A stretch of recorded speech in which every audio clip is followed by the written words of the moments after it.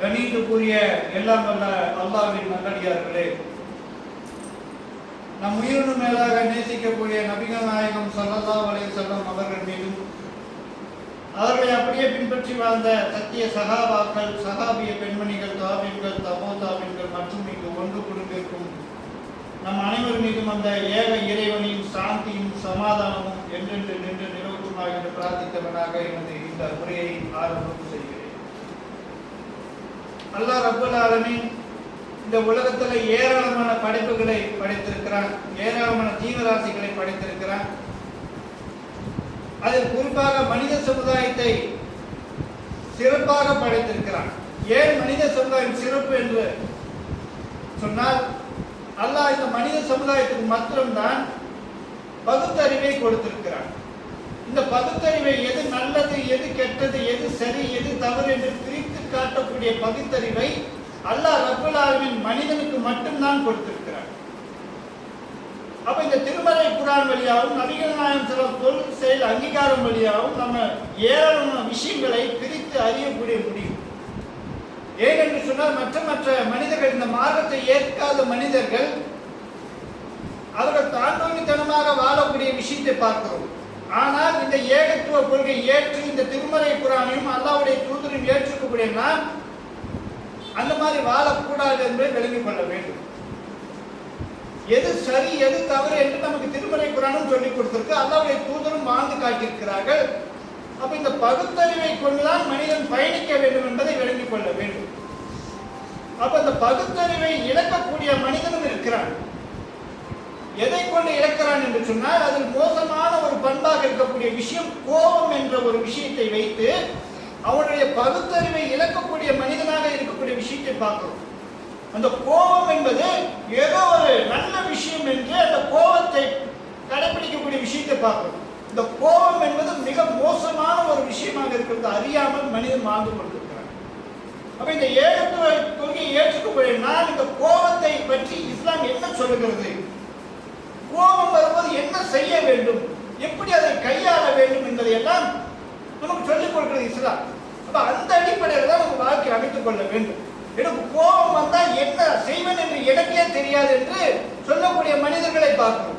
அப்ப கோபம் வந்தால் என்ன செய்வேன் அவருக்கே அறியாத போது என்ன அர்த்தம், தன்னுடைய மனநிலையில இல்லை, பகுத்தறிவை கொண்டு அவர் செயல்படல என்று ஒரு அர்த்தமாகும். அப்போ எந்த நிலையிலுமே நம்ம பகுத்தறிவை அதை கொண்டுதான் செயல்பட வேண்டும். ஏன்னா நம்ம இஸ்லாமிய இந்த ஏகத்துவ கொள்கையில நம்ம பயணிக்கிறோம், சாதாரண கொள்கை கிடையாது. இந்த ஏகத்துவ கொள்கையில பயணிக்கக்கூடிய ஒவ்வொருவருமே ஆணாக இருந்தாலும் சரி, பெண்ணாக இருந்தாலும் சரி, பயணம் செய்யும் போது சரியாக பயணம் செய்ய வேண்டும். அப்படி சரியாக பயணம் செய்தால்தான் இந்த உலக வாழ்க்கையிலும் சரி, நாளை மறுமை வாழ்க்கையிலும் சரி சிறப்பாக இருக்க முடியும். அப்ப அந்த அடிப்படையில் வாழ்க்கை அமைத்துக் கொள்ள வேண்டும். அல்லாஹ்வுடைய தூதர் இடத்துல ஒரு சஹாபி கேட்கிறார். என்ன கேட்கிறார் என்று சொன்னால், அல்லாஹ்வின் தூதரே எனக்கு ஒரு அறிவுரை சொல்லுங்கள் என்று சொல்றார். இப்ப அறிவுரைன்னு சொன்னா அவர் என்ன அர்த்தத்துல கேட்கிறார்? அல்லாஹ்வுடைய தூதர் நிறைய விஷயங்களை நமக்கு அறிவுரை சொல்லுவார்.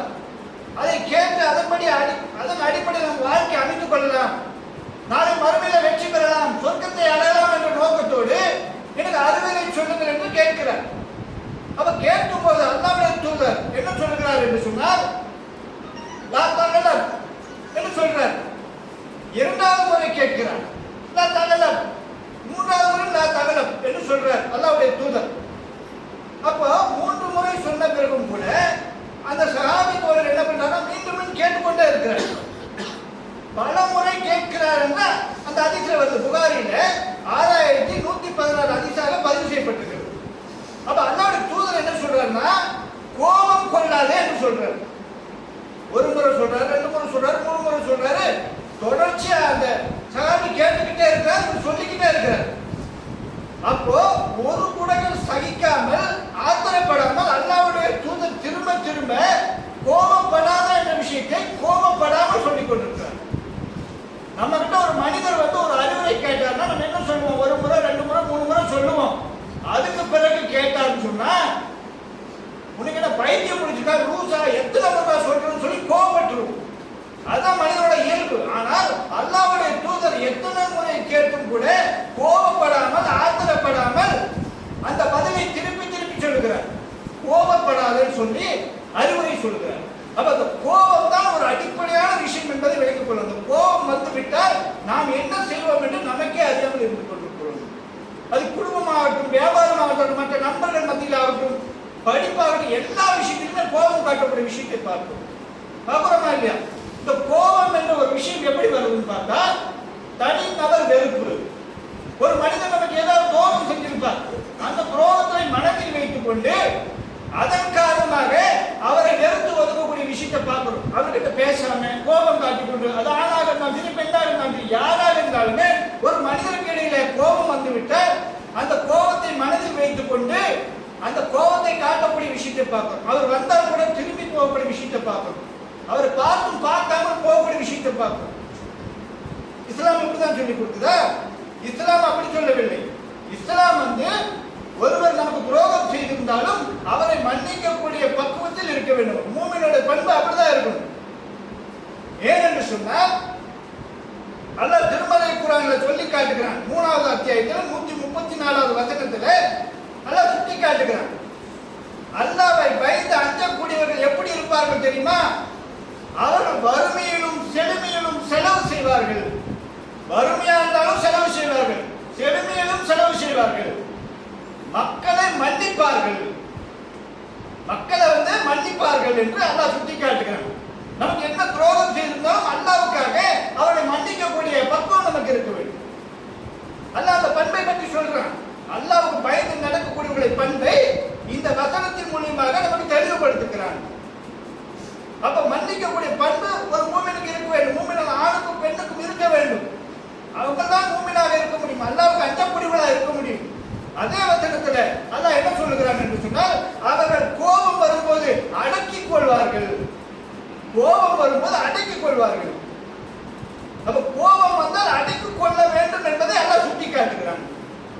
இப்படிப்பட்டவர்களை அல்லாஹ் நேசிக்கிறான் என்பதை அல்லாஹ் திருமறை குர்ஆன்ல சொல்றாங்க. வசனத்தில் 3வது அத்தியாயத்தில் 134வது வசனத்தை எடுத்து படித்தீர்கள் என்று சொன்னால் அல்லாஹ் அழகாக பாடம் கற்பித்துக் கொடுக்கிறான்.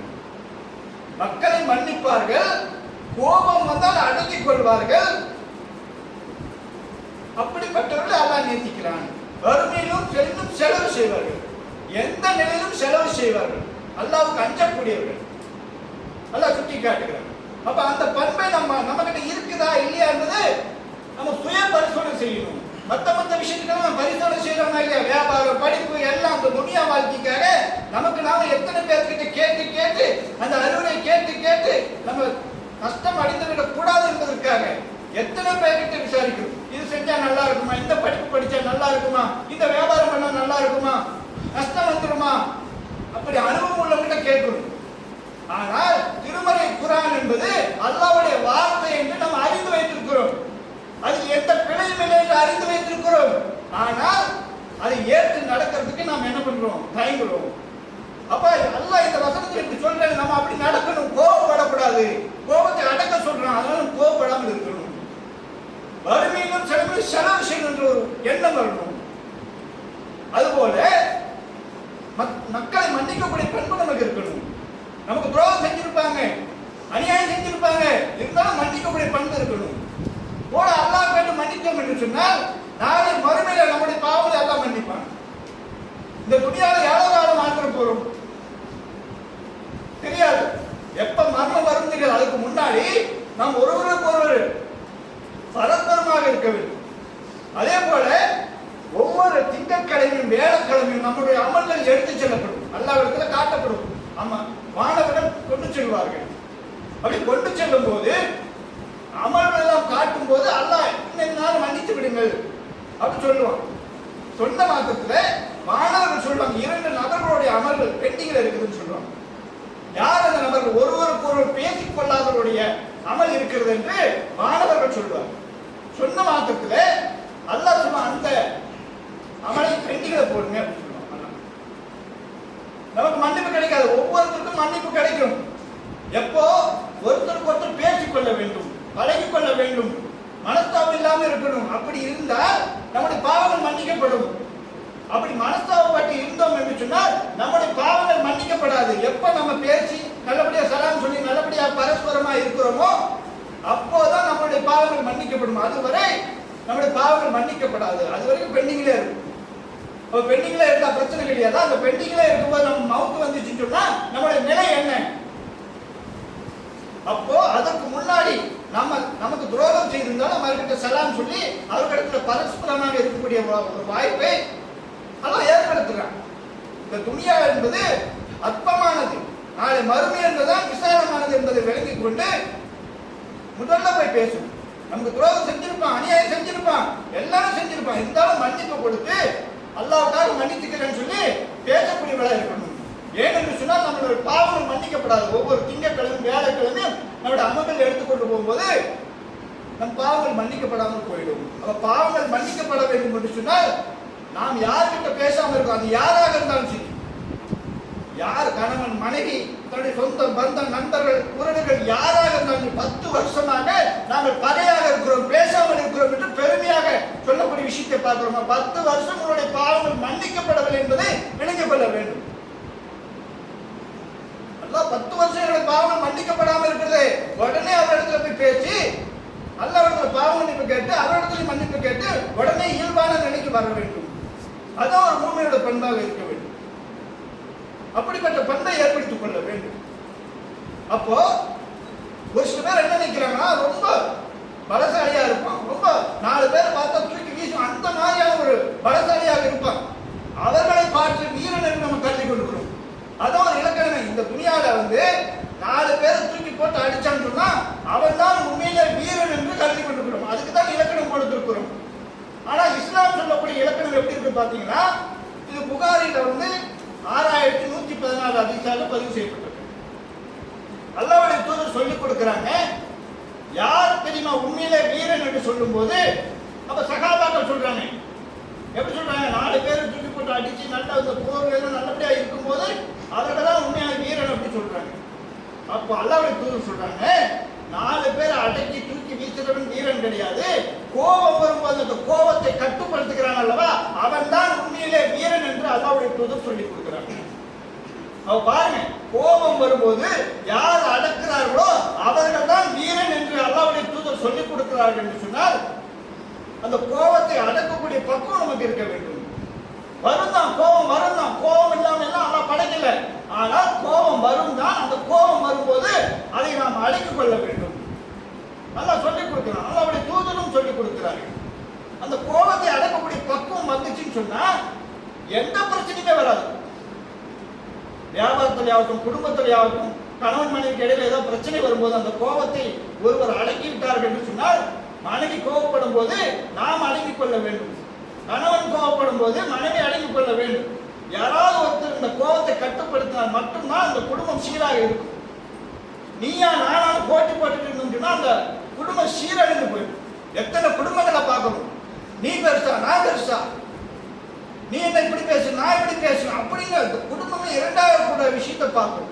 பார்க்கறமா இல்லையா? சின்ன சின்ன விஷயங்களுக்கெல்லாம் குடும்பம் இரண்டு பட்டு போயிருக்கு. இந்த இஸ்லாம் சொல்லக்கூடிய கோபத்தை கட்டுப்படுத்தணும் என்று சொன்னால் எவ்வளவு நன்மைகள் இருக்குது. அந்த நன்மை இருந்தால் அதை அடக்கி ஆளும், கோபத்தை அடக்கிக் கொள்வோம். அவ அபூ மஸ்ஊத் ரலியல்லாஹு அன்ஹு இருக்கிறார். அவர் பாத்தீங்கன்னா தன்னுடைய அடிமையை போட்டு அடிக்கிறார். எப்படி அடிக்கிறார்னா கண்ணு முன்னு தெரியாத அடிக்கிறார். அல்லாஹ்வுடைய தூதர் வர்றாரு, அல்லாஹ்வுடைய தூதர் சொல்றாரு நிறுத்து, அபூ மஸ்ஊதை நிறுத்துன்னு சொல்றது கூட தெரியாம அவரையே அறியாம போட்டு அடித்துக் கொண்டிருக்கிறார். தன்னுடைய அடிமையை போட்டு அடித்துக் கொண்டிருக்கிறார். அப்ப அடித்து கொண்டிருக்கும் போது என்ன ஆகுதுன்னு பாத்தீங்கன்னா, அல்லாஹ்வுடைய தூதர் சொல்றத காதுல வாங்கல, அந்த அளவுக்கு நிலை தடுமாறி அடித்து கோபத்தில் அடிச்சுட்டு இருக்கிறார். அடித்து முடிச்சு ஓஞ்ச பின்னாடி என்ன நடக்குதுன்னா அல்லாஹ்வுடைய தூதரை பார்க்கறாங்க. அல்லாஹ்வுடைய தூதரை நீங்க எப்ப வந்தீங்க, நீ எப்ப ஆரம்பத்துல இருந்து நான் சொல்லிட்டு இருக்கேன், அதை கேட்காம நீ அடிச்சு கொண்டிருக்கிறான்னு சொல்லி அபூ மஸ்ஊத் ரலியல்லாஹு அன்ஹு சொல்றாங்க. சொன்ன மாத்திரத்துல அல்லாஹ்வின் தூதர் சொல்றாங்க, இந்த அடிமை மேல எப்படி நீ அதிகாரம் படைத்திருக்கிறையோ இதை விட பல மடங்கு அல்லாஹ் உன் மீது அதிகாரம் படைத்திருக்கிறான், அதிகாரம் படைக்கக்கூடியவன் அப்படி சொல்றாங்க.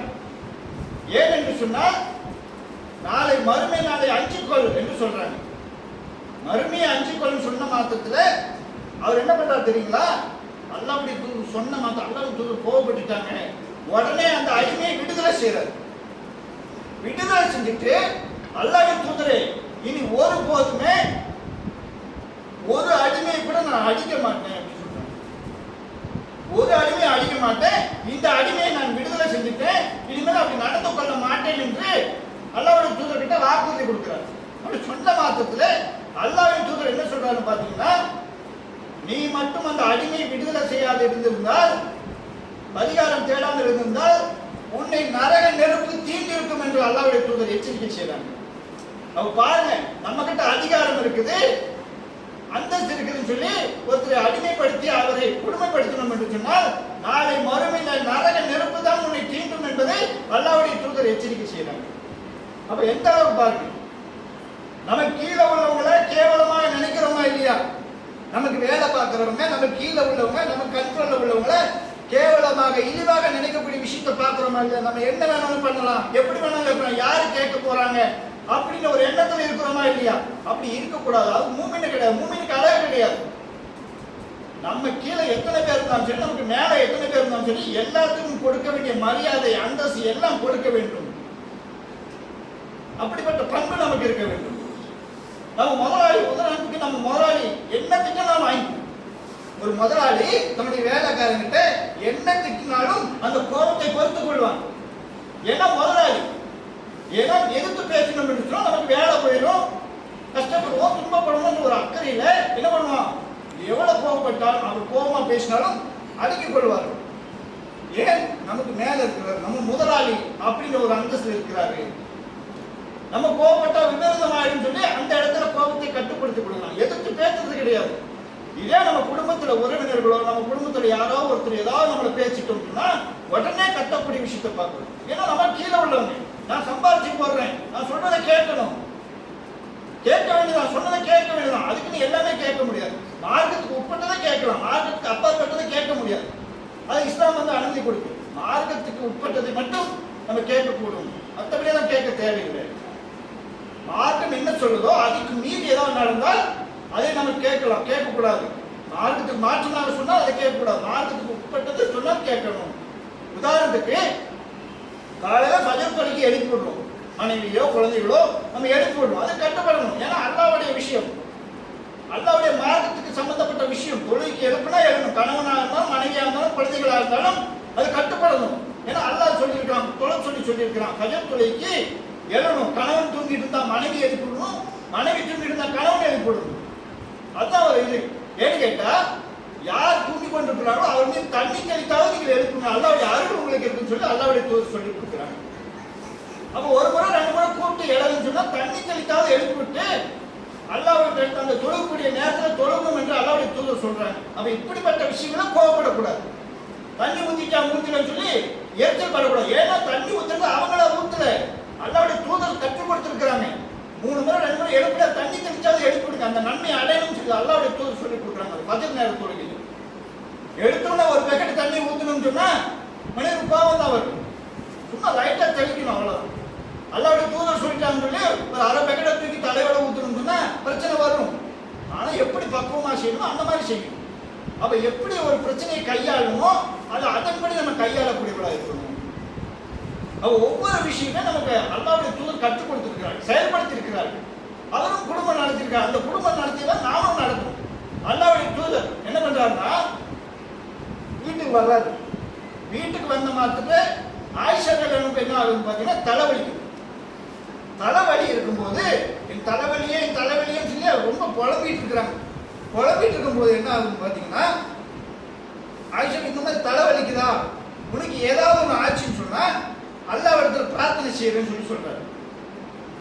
அப்போ ஆயிஷா என்ன சொல்றாங்க, நான் எப்ப மரணிப்பேன்னு சொல்லி காத்துட்டு இருக்கிறீங்களா அப்படிங்கிற மாதிரி கோவப்படுறாங்க. பாருங்க, ஒரு தலைவலி தான், அந்த தலைவலிக்கு முன்னாடி ஏதாவது ஆயிடுச்சுன்னா அல்லாஹ் இடத்துல பிரார்த்தனை செய்யறேன்னு ஒரு நல்ல விஷயத்தை தான் அல்லாஹ்வுடைய தூதர் சொல்றாங்க. அப்ப நான் இறந்து போயிட்டா நீங்க நிம்மதியா இருக்கலாம்னு எண்ணிக்கொண்டு இருக்கிறீங்களா என்று கோவப்படுறாங்க.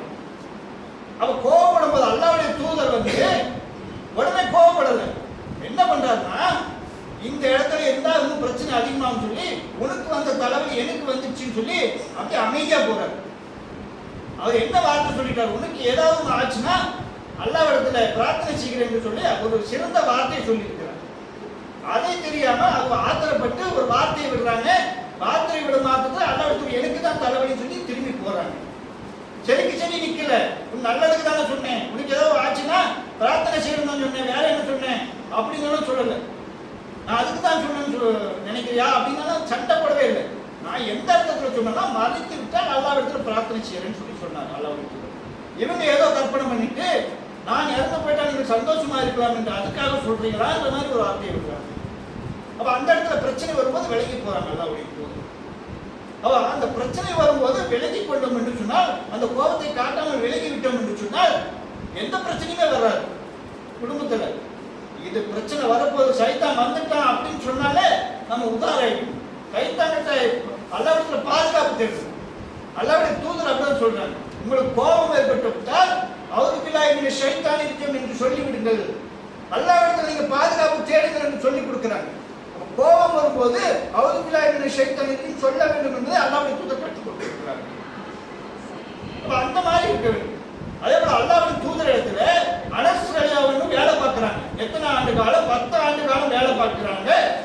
அவர் சர்டிபிகேட் கொடுக்கிறார். எப்படின்னு பாத்தீங்கன்னா, அல்லாஹ்வின் தூதர் இடத்துல 10 ஆண்டு காலமா நான் பணி செய்கிறேன், ஒரு வார்த்தை கூட என்ன திட்டியது கிடையாது, ஏன் இப்படி செஞ்ச அப்படி செஞ்சு சொல்லி ஒரு வார்த்தை கூட சொன்னது கிடையாதுன்னு சொல்றாங்க.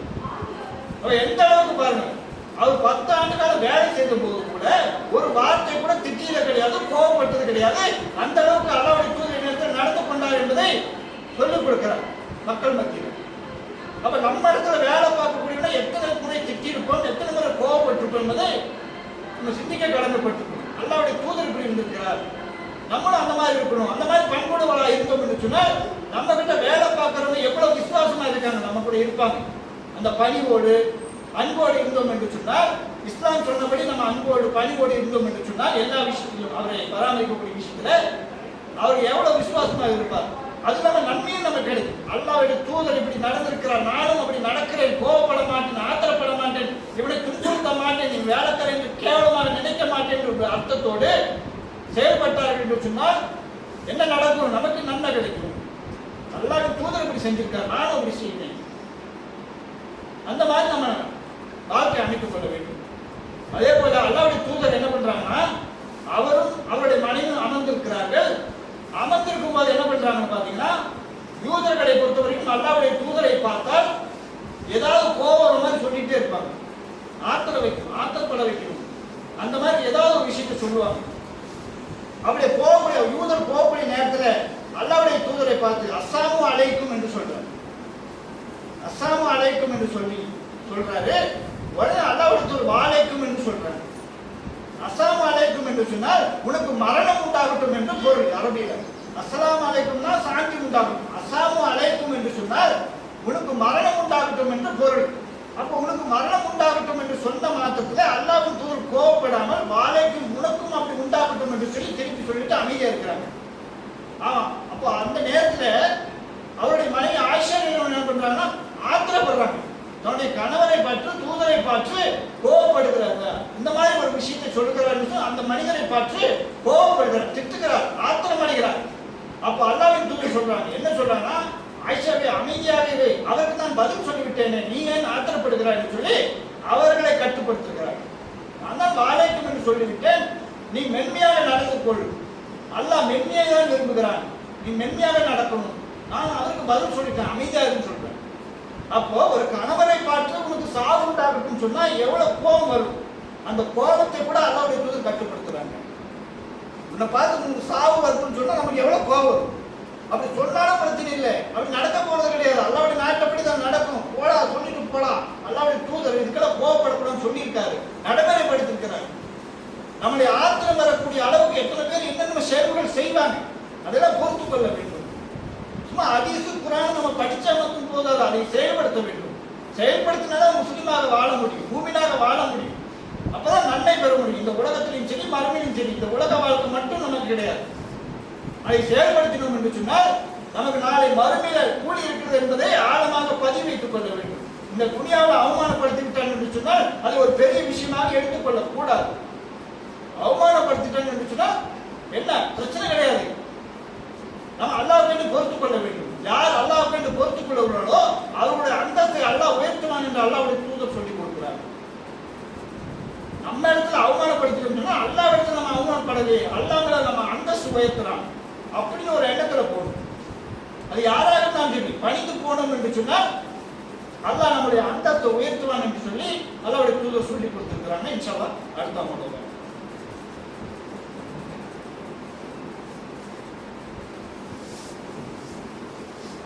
அஸ்ஸலாமு அலைக்கும் வரஹ்மத்துல்லாஹி வபரகாத்துஹு.